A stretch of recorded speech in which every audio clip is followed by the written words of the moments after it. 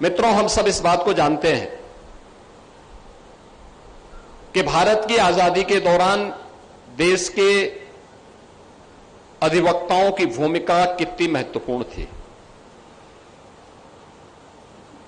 उस समय देश की आजादी के आंदोलन को नेतृत्व देने वाले जितने भी बड़े नेता थे, राष्ट्रपिता महात्मा गांधी हो,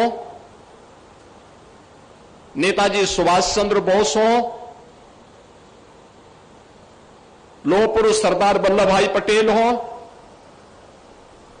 भारत के संविधान सभा के अध्यक्ष डॉक्टर राजेंद्र प्रसाद जी हो, भारत के संविधान के शिल्पी बाबा साहब डॉक्टर भीमराव अंबेडकर हो, देश के प्रथम प्रधानमंत्री पंडित जवाहरलाल नेहरू हो,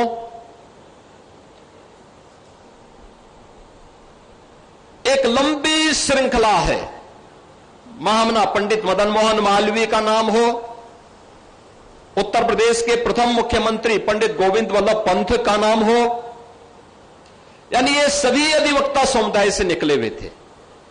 यानी कितनी गरिमापूर्ण और कितनी गौरवशाली परंपरा अधिवक्ताओं की है, और उस गौरवशाली परंपरा के साथ आप सबको जोड़ने का अवसर प्राप्त होता है।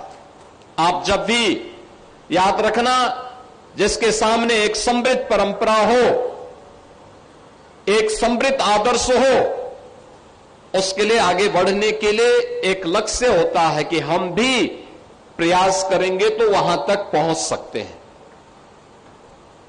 उन्होंने भी शुरुआत छोटे से की, लेकिन एक लंबी छलांग लगाई और वहां तक पहुंचे। डॉक्टर राजेंद्र प्रसाद जी की सादगी, उनकी ईमानदारी, भारत के मूल्यों के प्रति उनकी निष्ठा किसी से छुपी भी नहीं थी। मैं जब भी प्रयागराज जाता हूं, मुझे डॉक्टर राजेंद्र प्रसाद जी की स्मृतियां आती हैं। जब मैं वहां के फोर्ट को देखता हूं, वहां के किले को देखता हूं, उस किले में प्रेसिडेंट सूट है। तो मैंने पूछा वहां, जब पहली बार जब मुझे प्रयागराज जाने का अवसर प्राप्त हुआ, तो मैंने पूछा, मैंने कहा ये प्रेसिडेंट सूट का मतलब यहां? तो तब मुझे बताया गया कि कुंभ के दौरान भी और प्रतिवर्ष माघ मेले के दौरान भी राष्ट्रपति रहते हुए डॉक्टर राजेंद्र प्रसाद जी प्रतिवर्ष 1 माह का समय प्रयागराज में व्यतीत करते थे। माघ मेले के दौरान वहां रह करके अपने आध्यात्मिक मूल्यों को किस रूप में विकसित करके राष्ट्र को लाभान्वित करते थे, यह कार्य प्रयागराज में रहकर के उनके द्वारा संपन्न किया जाता था।